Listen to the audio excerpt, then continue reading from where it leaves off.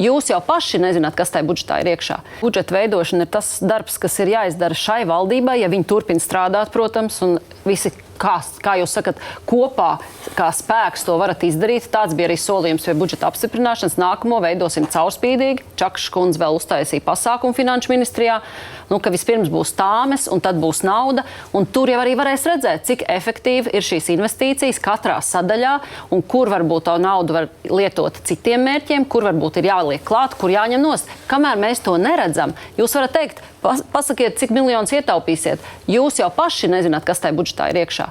Jo tas bāzes finansējums no gada tiek pārlikts, un tā atbilde, ko mums pateica ministrijas pie budžeta, kā vienmēr, vispirms pateiks, cik būs nauda, un tad mēs domāsim, kā to tērēt. Un par Eiropas finansējumu es pilnīgi piekrītu Tavarkungam.